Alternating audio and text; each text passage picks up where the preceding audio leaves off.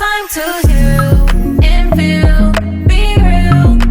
You just gotta take your time, unwind and chill. Cause now it's time to love yourself. Build emotional and mental health. Cause Black woman, it's time to heal and feel, be real.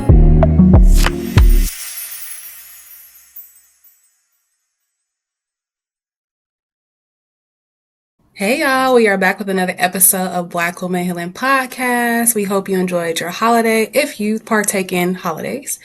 So, in honor of holiday season, I'm going to kick us, in addition to our guests, off with a this or that related to the holidays. But we're going to talk about food dishes. So, my family's into greens for food dishes, but I've been seeing a lot of string beans, which has been a little bit confusing for me. So, I'm curious, do y'all do greens or string beans? And like, what is your relationship with the greens versus string beans? That's one this or that. And then the other one is for the starch. So, does your family do like a cornbread or do they do like a dinner roll? Because I've also been seeing that, and the dinner roll has been like confusing me a little bit because my family, we don't do dinner rolls. That's not our thing. So, yeah, the vegetable and then the starch. I'm curious, y'all do string beans or greens? Or spinach I've been seeing too, which also has been confusing me. And then y'all faces are hilarious. Do y'all do bread rolls or cornbread? Because I've never seen the bread rolls until I just seen them the other day. So, Danica, what does your family do? Okay, so my family does greens. You might see green beans sometimes, but or you might see both. That's the like in my family they're gonna do it all. Like you're gonna get everything, but definitely greens. That's the main thing. You're gonna see some greens, and sometimes you'll see the mix. So the mix might be mustards, collards, like a few different, not just straight collards. So you'll see the mix, and then as far as the starch, you're gonna see both again. You're gonna see the rolls and you're gonna see the cornbread. You never know. I'm telling you, you gonna it's a feast. Yeah, it's a feast. But I will say again, if it's chosen, like if it's between a roll and the cornbread or stuffing or whatever, you probably will get the cornbread. Nah, you're gonna get both. I'm not even. You're gonna get both. You're gonna see a roll. I don't know if they're gonna be homemade. They might be like the little store bought Nine ones, but you gonna rolls. yeah, you gonna see a roll too. Like What? I don't know. Wait, What wait, about wait. So then, okay? no. I gotta ask. So then, for dessert, are y'all doing like a sweet potato pie? Or are y'all doing pecan pie? Or are your family doing both?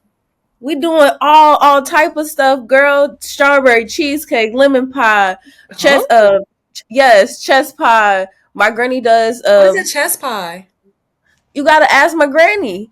I don't really eat too many of the pies. I'm not, it's too at that point it's too much. Like that's my granny, she'll make whole pies. Everybody get their own pies, several pies to go. Yeah, it's serious. Like yeah, it's all types of things, girl. You Yep. never know, but you're not getting one. We're not getting one pie. It's all of And those. your grandma cooks all this by herself? Y'all don't help her? Well, on one side, I have two sides. Okay. So the one side, the one who makes the most like cakes and stuff. She does cook everything by herself. When I'm at home, I'll be like, "Let me help you out." She'll let us help a little bit, but she's definitely one of those grannies that's like, she likes to do it. The other one, her and my grandfather, they make the cakes and pies and everything, and then everybody else brings. Everybody got their sides they bring. Like Wow. everybody know you the macaroni every year, you the whatever. So they don't do it all by themselves.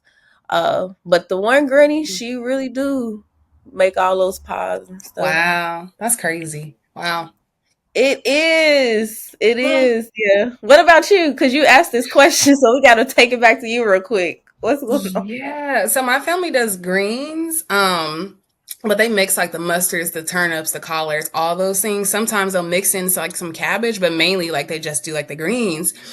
But in my partner's family, they did greens, but I saw they also did like string beans, and I was like, oh, this is different. And then they also did rolls, which I was like, I've never seen, but from scratch. And I've never seen that before. My family's used to doing like the cornbread. And then for the pies, we actually don't do pie because my aunt makes jello mold, which like I had never heard of until my aunt introduced it to us. So that's like our thing, which like we go crazy over this jello mold. She makes like 3 pans of it, like huge pans, because we What eat is so that?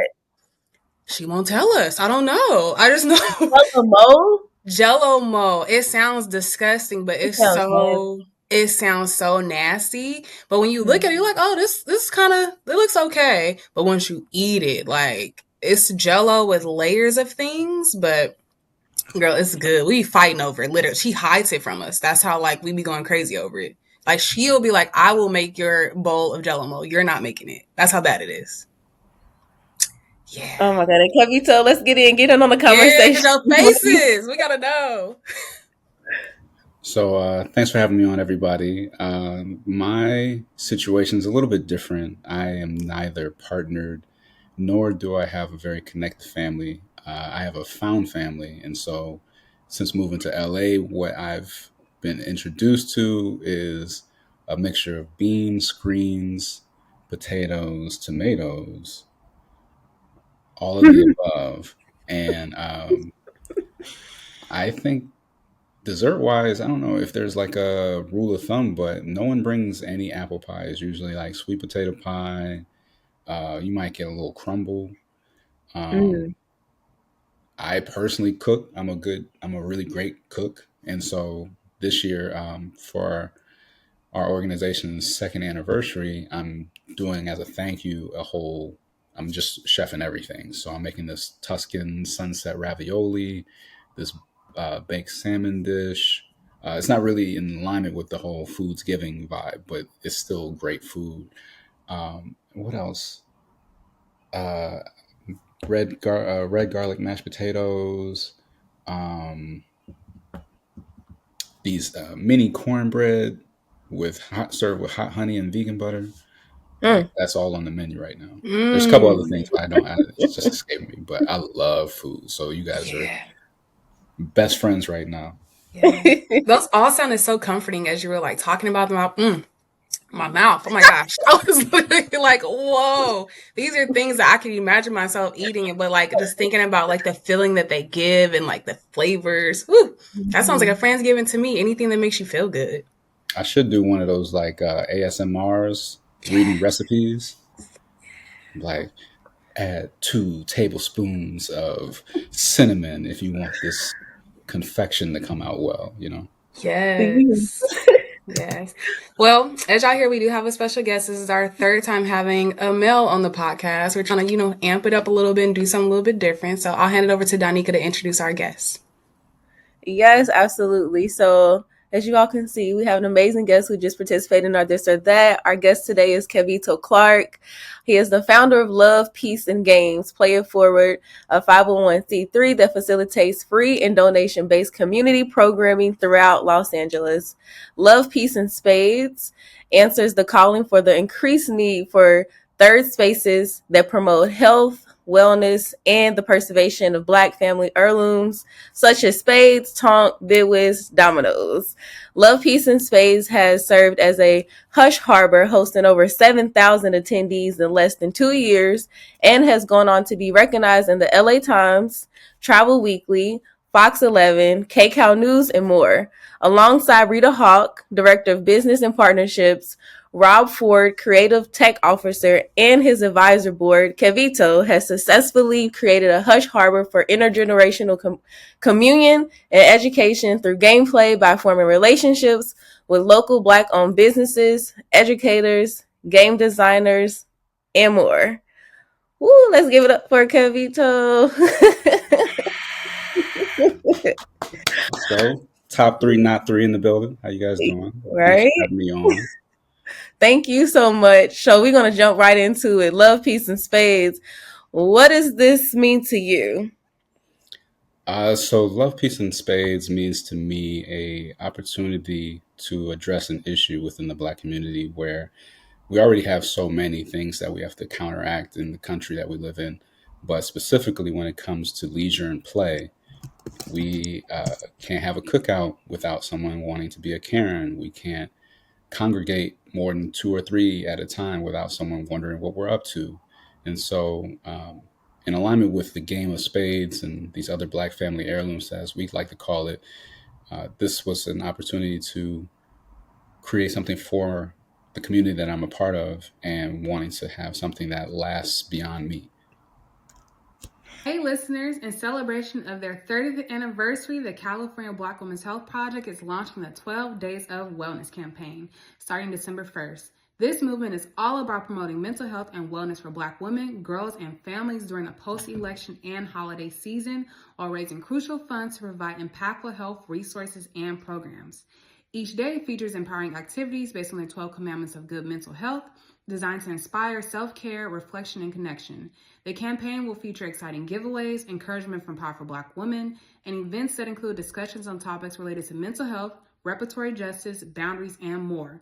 Would you like to get involved? Go ahead and visit cabwhp.org/12 days or follow California Black Women's Health Project at cabwhp on Instagram. Yeah, no, I agree. I think that we need more spaces. And then thinking of that black piece, that black family piece, right? Something we heard in your bio was Hush Harbor. What is that? What is that?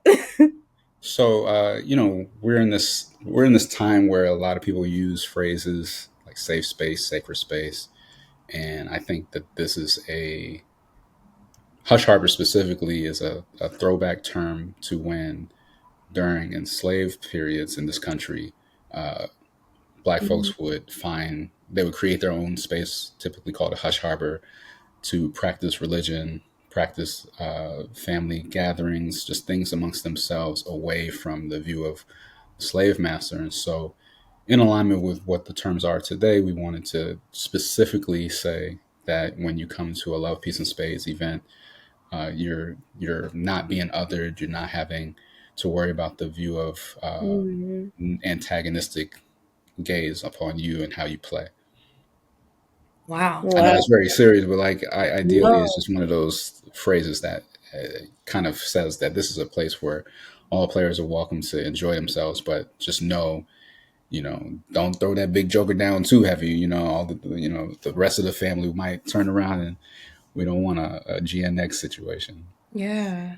So it makes me wonder then, like, because you had mentioned that you are new to LA, well, kind of new, but not new at the same time. What Mhm. was that experience like for you coming from where you came from and then here starting this community and it being something that's so sacred and so communal? I've been truly blessed and fortunate to have friends who are from here, found family who are from here. And prior to moving here, I would come and help organize the Leimert Park Juneteenth Festival. So I had a bit of a footprint in a cherished neighborhood, historic neighborhood. And so um, people from that community help enrich this idea and put me in positions to win. So I was able to meet with Jenny Wright at the Line Hotel, which is where we have our residency at, and coming up with I guess some idea of how I wanted this to impact the community. They were the people who helped to make me feel comfortable with reaching out to local businesses like the Salt Eaters Bookshop and South LA Wine Club, Plant Plug, and the Plant Chica Walk Good, to kind of further the relationships that have been able to benefit us as we enter into our second year Yes, that is or close out our beautiful. second. And I love the people that you're shouting out and also like giving, the credit to. That's so powerful in community. And as we're thinking about what love, peace, and spades means to you, how has that meaning evolved like throughout your life from a child till now and just in like different phases of your life? That's a really good question. Um, I mentioned before, like I come from a very disjointed, disconnected family. Like we don't do some of the traditional things that most Black families would do, like sit at the dinner table together or have family reunions or go to Big Mama's house and just lay up under her and listen to stories from back in the day. And so the few moments of intersectionality where I was able to get some culture that wasn't manufactured from others and I had to be engaged with myself was rooted in spades. And so my uncle taught me how to play when I was a little kid, and that moment still forever sticks with me because now fast forward umpteen years, it's like I can count on two hands and 2 feet when's the last time we actually spoke. Um, when I got into college, that was the thing where all the Black people in my school kind of played, and we would go to people's houses and we would play at the lunch table. That was like our daily routine, and you have people who would have scoreboards bringing with them after they went to their class just so they know who beat who from the last night or whenever we last engaged. And when I moved to New York, I tried to bring that same energy, and I learned like there was some stigmas still attached to it. Some people didn't know how to play and felt uncomfortable sharing that with others because, for the serious spades players, you're not really considered black if you don't know how to play. For those who did play but felt uneasy because of how serious people play, you have to be worried about if someone's going to flip a table over on you. So they would be reluctant to kind of join the fray because they didn't know how people were going to react. And then you had others who might have had different backgrounds or difficult backgrounds. And so when you have that trash talk at the table, that might be a little bit triggering unbeknownst to everybody else sitting with you. And so when I moved to LA, that was amplified, specifically because Black LA is very interconnected. Like I find out like a lot of people know each other, and the difference between LA and New York is like I could be a nurse but not know anybody who's a community organizer. And here, that's not like that. Like my cousin is somebody who works at Paramount, but my brother is working at Cedar Sinai. And 9 times out of 10, if you went to a certain high school, you really know everybody. So to have that same problem or same obstacle and then enlarged by the fact that we're just all trying to find something to do post pandemic, Love, Peace, and Spades turned into a balm to be able to like enrich people's experience. Like we even had somebody, two persons who came together as strangers because one of our event rundowns is like if you come to Love, Peace, and Spades and don't have a partner, you can be matched with a partner. And so these two persons had no partner, but they were matched together, and they hit it off very well, so well that like they ended up getting engaged to be married like 4 months after. And this past November 12th, they celebrated their first year of wedding, their first wedding anniversary. So that was like one of the beautiful stories that came out of this whole thing. And we have a lot of more that came throughout these past 2 years now, but that's one that just sticks with me because it was such a surprise. Yes, that is beautiful. And, now my memory is jogged because I'm from LA, I'm from Inglewood. And so I just moved back like a year ago. I was living in San Diego like 10 years. And I saw somebody post that they were at Love, Peace, and Spades. But then I was so focused on I knew so many people in the video. And I was like, what am I looking at? And now you just jogged my memory. And now it's making me feel like, I need to come and check it out just for like the communal piece of it all. Like I feel like finding community as an adult is such an interesting experience. So y'all who are also listening to this, I think that story of the two people not having a partner kind of it speaks a lot to these events because you can come, you never know who you're gonna meet. You can meet your best friend, your partner, whatever. But I'm really thankful for that because I don't know how y'all experience is, but just like I said, making friends as an adult it's real interesting. It's very interesting. It's so interesting. I think someone needs to do a little docuseries about it. Yes. Finding Black adult friends is an exercise in patience. Oh yeah. Oh yeah. Especially as a parent. Especially as a parent. That's a whole nother thing. Hmm. Yeah. Yes. I am curious about this piece, especially when it comes to not just spades, but all the card games, all the games in general, especially with Black community. And it can get a little rowdy, right? Like you're saying, sometimes people might flip over a table or it might get too serious to the point of like, this is no longer fun, maybe. What do you all do for that? Like, is there like a breakdown? Like, okay, y'all, we here to have fun. Like, has that happened where somebody has been like, boom, and y'all like, calm down. We just here love, peace, and space. Y'all love peace and space. Mm-hmm. Like, what do y'all do? Honestly, I think it's in the name. And Black folks, we come into the whole. We'll come into a room, or before we even get to an event, we'll be like, "Who's going to be there?" Right? So you kind of gauge your attendance on the energy before you step in. And with the name being Love, Peace, and Spades, it's kind of giving you the indication of what will and won't be tolerated. But we do have house rules in terms of engaging, and then Uh, our host Joshua Pinkay, he's really great at diffusing situations or pulling me into the fracas if there needs to be any questions answered. Like for instance, one time we had a brother come in, and there's this whole rule about how many books you take from somebody if someone reneges, right? And so reneging is like a whole faux pas in itself, because it's like you didn't try to get away with this, huh? You Mm. trying to really slip that extra card in there, huh?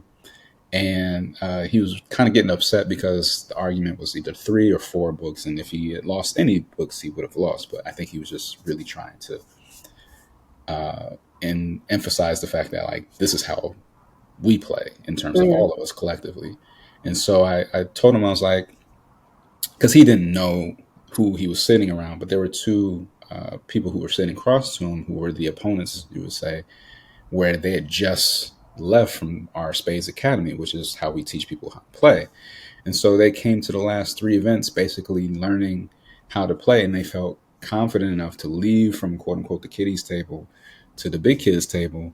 And now they got somebody getting mad at them for something that they're just trying to do through trial and error. And so without putting them on blast, I was like, well, you don't see anybody else really tripping about reneging, right? He's like, yeah, but I was like, yeah, we're not really stressed about it, but the rule would be 3 books. And so he's like, but in Detroit, this is how we play. And I was like, everybody's from everywhere right now. So consider this like a black Switzerland. You don't know who you're playing with. You don't know what their level of expertise is within the game. And we really want to keep any sort of wild and crazy times to a bare minimum.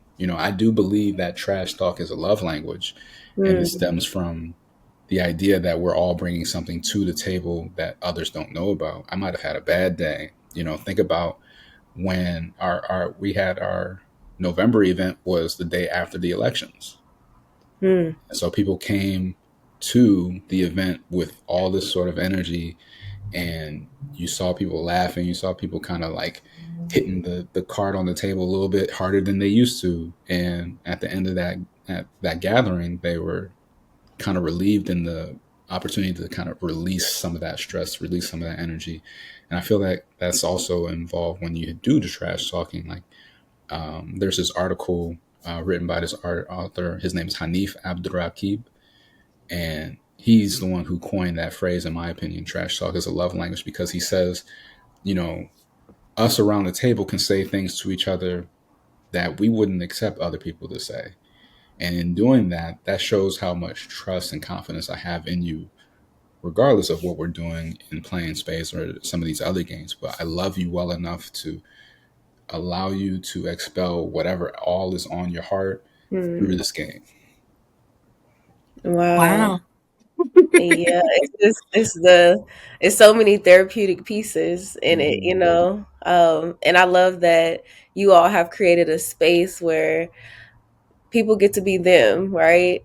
There are enough limitations to everything, but the fact that you welcome trash talking, right, and you're not taking away people's freedom of expression, Mm-hmm. I think is pretty beautiful. And like you said, it is very interesting sometimes how people read spaces and energy. And so the fact that you all have created this space based off of love and peace, I think it shows proof of like that's what everybody's kind of leading with, right? Mm-hmm. Yeah, I Wow. mean, if you, I'm a big pop culture head, so there's this show that I was very, very late to called Shameless, and the the the black character on the show, I forgot which season it was, but it was like deeper into the show series. She got invited to the cookout per se, and when she got there, she forgot how to do the electric slide, and her Ooh. mom was just roasting her, like, how do you look like me and not know how to do the electric slide? And so I think just what our gatherings offer is an opportunity for those who might feel like that. Like, oh, I didn't get a chance to play this as a kid, or I came from a household where card games weren't the thing. They were considered like betting or gambling, and that wasn't allowed. So I don't really have that same context. And we come together, and you can learn with our coaches. We have like 2 coaches specifically who have been consistent: Mark Ridgel and Yasmin Monet Watkins. They teach Spades and BlvdUnit respectively, And if Yasmin was here, she'd tell you that Bidwis is the father of spades. So I just wanted to let her know that that was said over the airwaves. Let everybody know Bidwis is the father of spades. But they come in from all over Los Angeles and Long Beach and Glendale for a couple of times there. I was confused, like, how far were you actually traveling to play games like that? They don't play spades in Glendale, but all these people come from all over the place to enjoy each other's company. And I think that, you know, now that we've crossed the threshold with this election, and I'm not trying to politicize it at all, but we're going to need each other and rely on each other more than ever before. And if we can't do that across spaces specifically designed for wellness and health, then we'll find ourselves a little bit more fractured than we would want to be. Wow. You mentioned like your uncle teaching you how to play. I'm curious a little bit more about that, like how that even like happened and what that moment kind of meant for you. Yeah, my people are from the South. They're from Louisiana, all over Louisiana. Mm. And so we had went down to visit my grandmother, and my uncle lives in Baton Rouge. And so their parents basically lived in the country. Morganza is kind of like a one railroad type of town with a Piggly Wiggly. And so we were getting away from that to kind of go to quote unquote civilization and went to Baton Rouge. And I'm like 9. And they're playing spades. All the adults are playing spades and they're talking. And my cousin Chris, at the time, he was the shortest relative in our family. Everybody else was kind of taller, even for being young. And so he was upset because one of our older cousins was making him feel bad about it. And I don't really get into, I had a very short temper as a kid, so I didn't want to like have to defend anybody. And so I went into the kitchen. I was looking over what people were doing. And my uncle pulled up a chair and said, "Here, let me learn you something."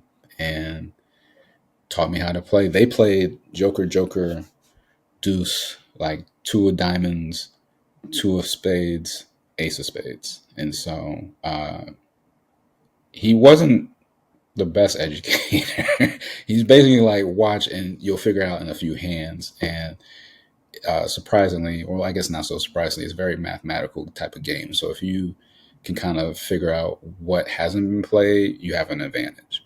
And so I watched about 2 or 3 hands. It was more so seeing all the trash talk amongst the elders that kind of made me excited about learning how to play. And so he let me actually throw out a few hands.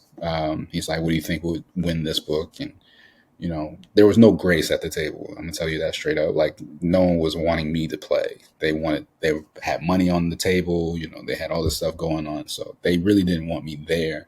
But my uncle was gracious enough to let me get a few hands in. And I was just, it's a lasting impression. It made an impression on me.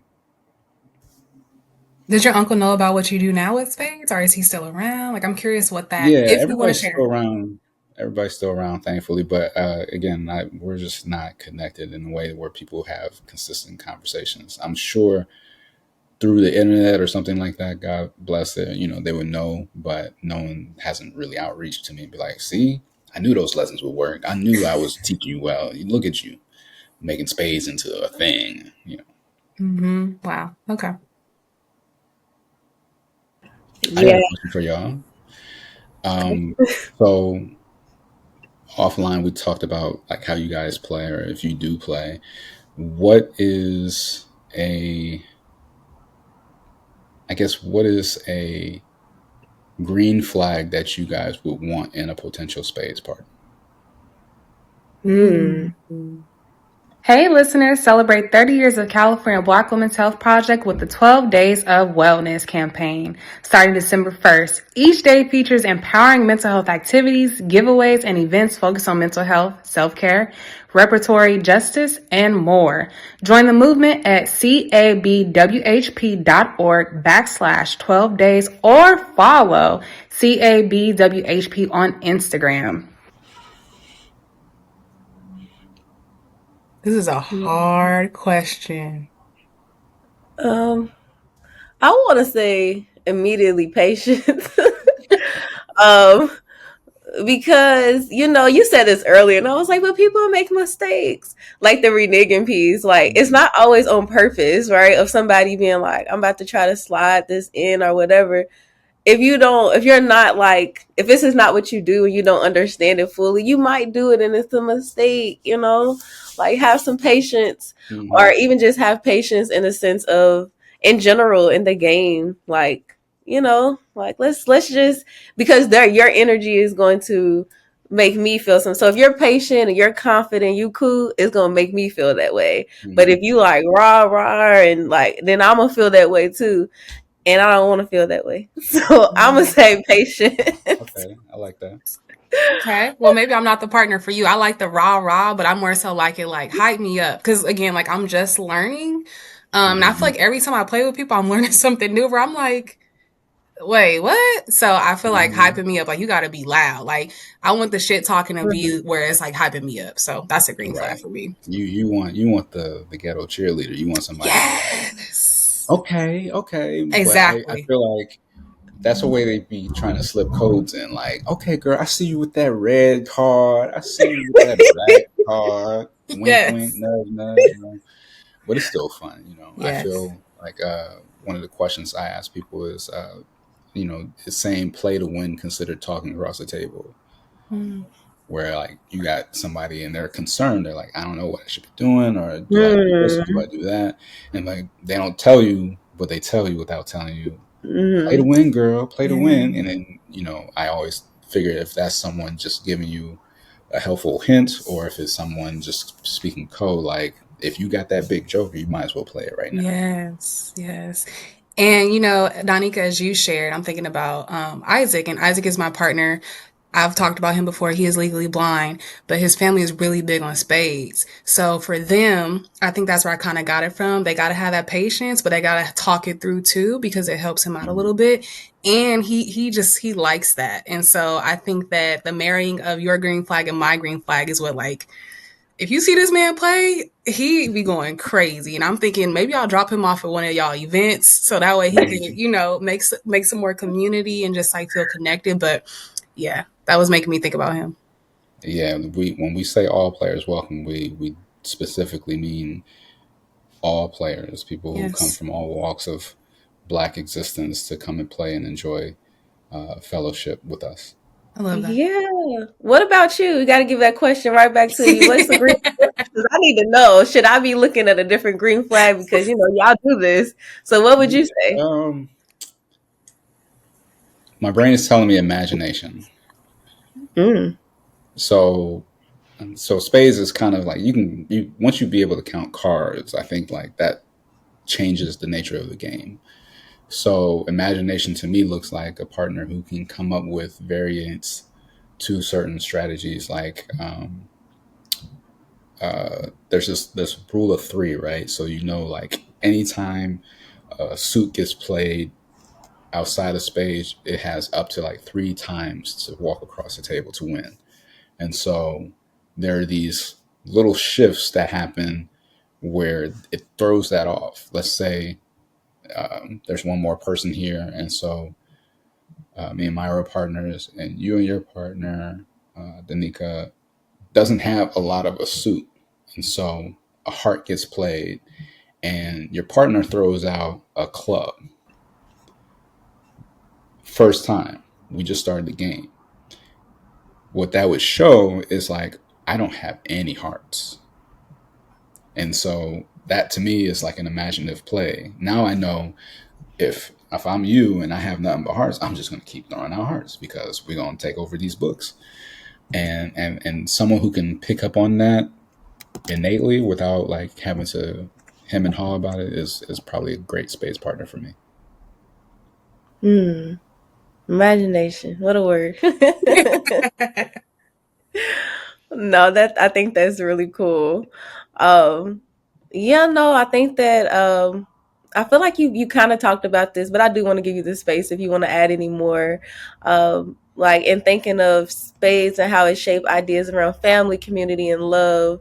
I feel like we touched on this, but is there anything you want to add? Yeah, I want to add just for the listeners, and again, thanks everybody for tuning in. We are now officially a 501c3. Um, Love, Peace, and Games is our organizational hub, which houses an educational initiative. When you come to our Love, Peace, and Spades events, part of our goal is to offer a survey because there's just a lot of conversations that's being had around games in general. You can see new game nights popping up here in the city, and I think to kind of zero in on that for us, specifically with Spades, the history of it needs to be explored. And there's been some beautiful authors who have kind of chronicled its birth, but it's still just kind of like dated in the 19th century. So one of our goals with Love, Peace, and Games is to chronicle this as a Black family heirloom and kind of get perspective from our audience, from our players, as to how they learned how to play, who taught them how to shuffle. And I think those questions, once answered, kind of speaks to our community appeal, the way that we want to help build these because I think play is a wellness tool. So like to build access Yeah. to third spaces for play to happen. And in doing so, I think 2025 will be a watershed moment for us. Yeah. And thank you for honoring the fact of heirlooms don't always have to be items. Like when I Yeah. think about heirlooms, my brain is going to jewelry, purses, houses, things like that, right? But to Mhm. think about something that's so deep rooted in our culture and history, to pass it on to you can do this thing, I feel like it's so powerful.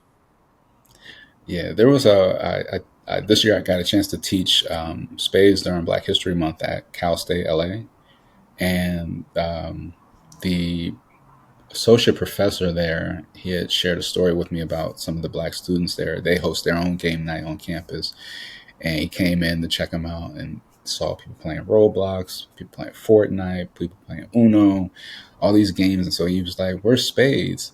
This was a room full of like 18 to 21-year olds, and they actually fixed their mouth to say, "What is Spades?" And so he told me that, and I was Yeesh. like, "Oh man, what we're doing is right in alignment," because I wouldn't want another generation to come from underneath them and just be like, even worse. I don't know how to say what is Spades worse than what is Spades, but like just something that for us as a community we just need to have cherished. And again, this is like a wide-reaching tale about all the people who do it currently, specifically like the World Series of Spades or Black Spades or Game of Spades. There's like these organizations and companies who have their own black facing cards, deck card decks and stuff like that, to where we know that the game itself has a resurgence in a popular way. You can look at like The Blackening, which was a movie that came out a couple years ago, which had a